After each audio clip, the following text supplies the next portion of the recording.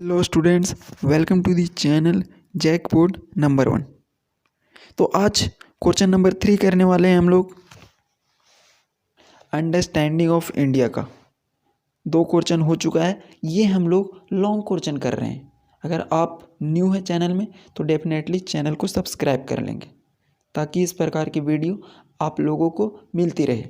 देखिए क्वेश्चन क्या कह रहा है, ये 6 क्लास का क्वेश्चन है, आप लोगों को ग्रेजुएशन में दिया है। मौलिक अधिकारों से आप क्या समझते हैं? सबसे पहले मौलिक अधिकार को डिफाइन करना है, उसके बाद भारतीय संविधान के मौलिक अधिकारों का वर्णन करें। जो भी मौलिक अधिकार है उसको एक्सप्लेन कर देना है। 2 पार्ट्स में आंसर देना है। पहला क्या समझते हैं और दूसरा मौलिक अधिकार को डिफाइन करना है।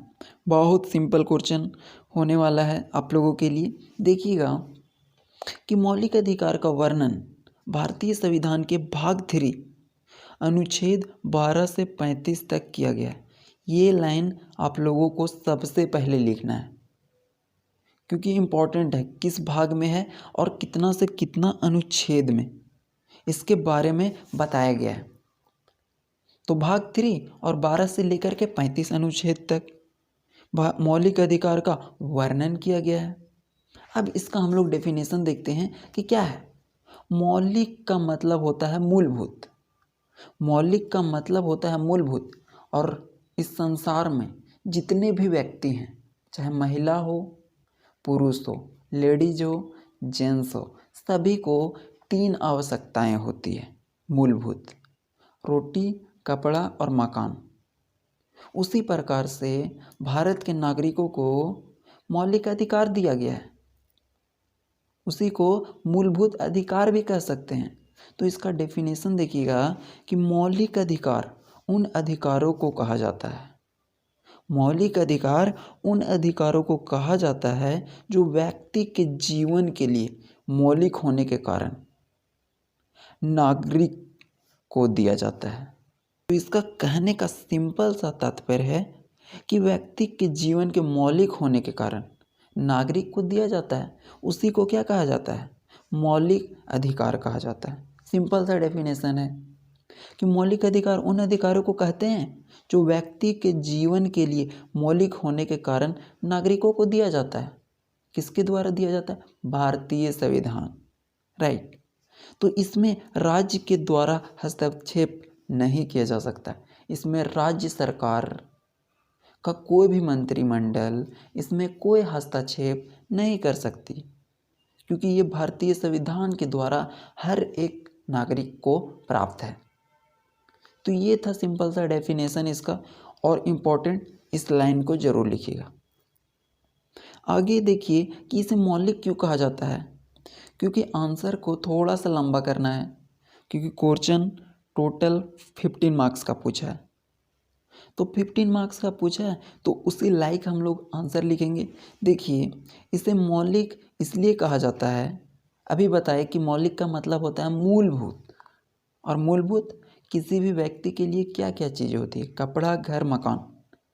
तो इसे मौलिक इसलिए कहा जाता है या मूलभूत इसलिए कहा जाता है, और इंग्लिश में कहे तो फंडामेंटल, बेसिक इसलिए कहा जाता है। इसमें कुछ पॉइंट लिखे हैं, उसको ध्यान देखिएगा। बहुत सिंपल है, इसे देश के संविधान में स्थान दिया गया है, क्योंकि देश का जो संविधान है, भारतीय संविधान, उसके अंदर स्थान दिया गया है, इसीलिए इसे मौलिक कहा जाता है। दूसरा में देखिए, ये अधिकार प्रत्येक व्यक्ति को जरूरी है ताकि उनका पूर्ण विकास हो सके।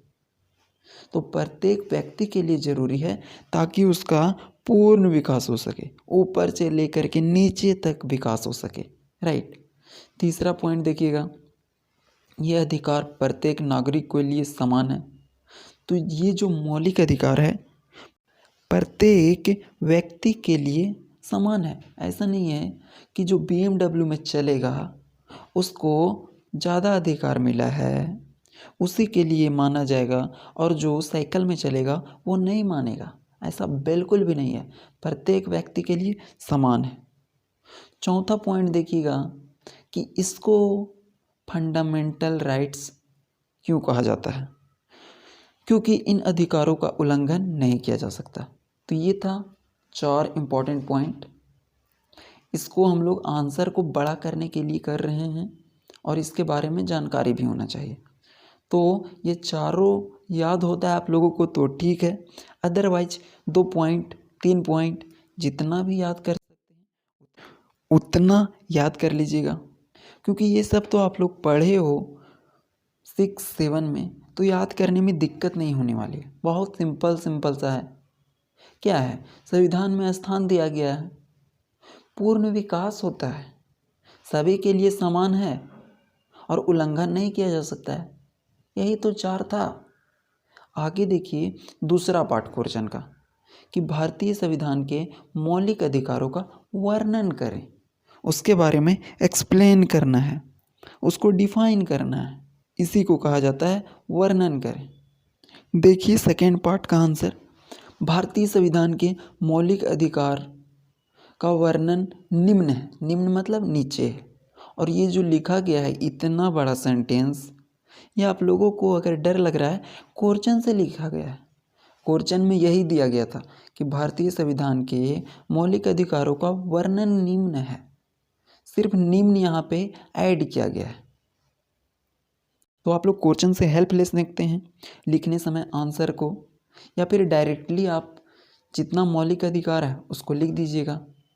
पहला है समानता का अधिकार। नाम से ही पता चल रहा है समानता मतलब सभी को समान अधिकार होगा। बड़ा व्यक्ति है उसके लिए अलग रूल नहीं है और कोई छोटा है उसके लिए कोई अलग रूल नहीं है।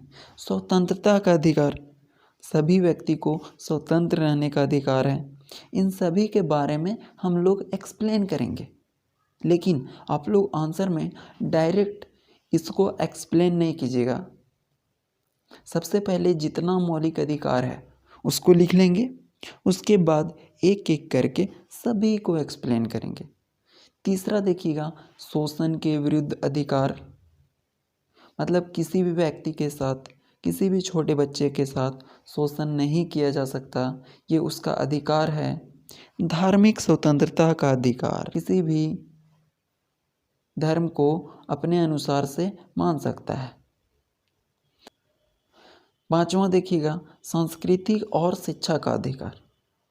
पांचवा में सांस्कृतिक और शिक्षा का अधिकार सभी को है, संस्कृति का अधिकार सभी को है। जिस संस्कृति को वो मानते हैं, जिस रीति रिवाज को वो मानते हैं, उनको मानने के लिए पूरा अधिकार है। छठा मौलिक अधिकार देखिएगा संवैधानिक उपचारों का अधिकार। अगर कोई काम सिंपल तरीके से नहीं बन रहा है तो हम लोग संविधान की हेल्प ले सकते हैं। संवैधानिक उपचार उसी को कहा जाता है, राइट। तो ये था 6 इम्पोर्टेंट मौलिक अधिकार। अब हम लोग इस 6 के बारे में एक एक करके एक्सप्लेन करेंगे।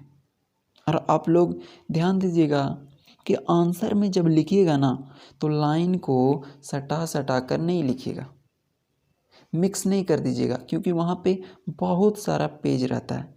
सबको क्लीन हैंड राइटिंग में लिखिएगा और लाइन छोड़ करके यहाँ पे पॉइंट्स को दिखाइएगा। तो देखिए अब हम लोग इसको एक्सप्लेन करते हैं। सबसे पहला समानता का अधिकार। तो पहला नंबर है मौलिक अधिकार का समानता का अधिकार। नाम से ही पता चल रहा है कि सभी को समान अधिकार मिलेगा, चाहे वो किसी भी रंग का हो, काला हो, गोरा हो, हाइट उसका ज़्यादा लंबा हो या फिर छोटा हो, कोई भी जाति का हो, कोई भी धर्म का हो, लड़का हो लड़की हो, सभी को समान अधिकार मिलेगा। इसी को समानता का अधिकार कहते हैं। इसका आंसर में लिखिएगा आप लोग कि समानता का अधिकार का अर्थ है कि सभी नागरिक के लिए समान कानून है। समानता का अधिकार जाति, धर्म, लिंग आदि पर भेदभाव नहीं किया जाए और सभी को समान अधिकार देता है। तो इसका तात्पर्य है कि किसी को जाति के आधार पर, किसी को धर्म के आधार पर, किसी को लिंग के आधार पर भेदभाव नहीं किया जाएगा और सभी को समान अधिकार दिया जाएगा। इसी को समानता का अधिकार कहते हैं। So simple. दूसरा नंबर देखिएगा स्वतंत्रता का अधिकार। इसका नाम से क्या पता चल रहा है कि सभी लोगों को स्वतंत्रता प्राप्त है। भारत में रहने वाले को प्रत्येक व्यक्ति स्वतंत्रता प्राप्त है। वो एक स्थान से दूसरे स्थान पर जा सकता है, किसी भी दुकान में कोई सामान खरीद सकता है। इसमें किसी भी प्रकार का रोक टोक नहीं किया जा सकता।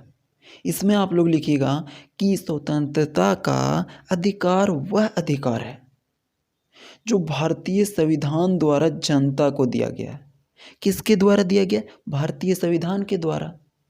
भारतीय संविधान के द्वारा भारत के नागरिकों को दिया गया है ताकि सभी व्यक्ति समाज में विकास कर सके, क्योंकि विकास तभी होगा जब सभी को स्वतंत्र रहने का अधिकार मिलेगा, सभी को एक स्थान से दूसरे स्थान जाने का अधिकार मिलेगा, सभी को खेल में पार्टिसिपेट लेने का अधिकार मिलेगा, सभी को अगर क्विज हो रहा है तो उसमें पार्टिसिपेट करेगा।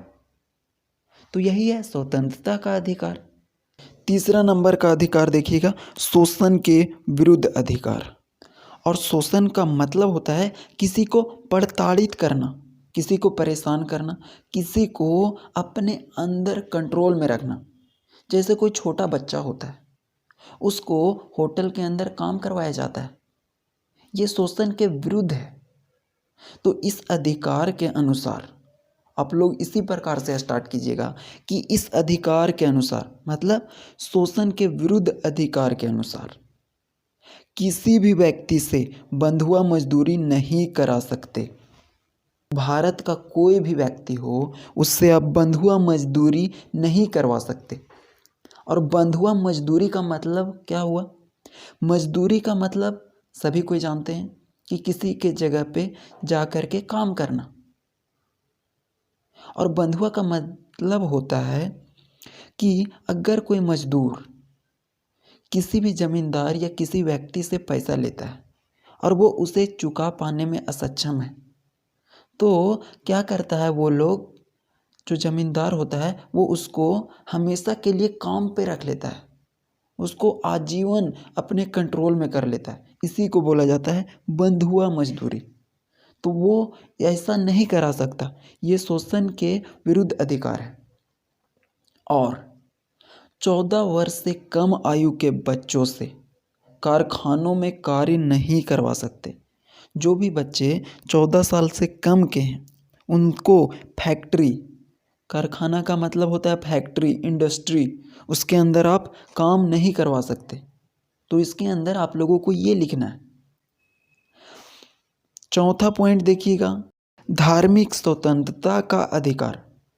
इसका मतलब क्या हुआ? धर्म से रिलेटेड, धर्म से रिलेटेड सभी लोग स्वतंत्र हैं।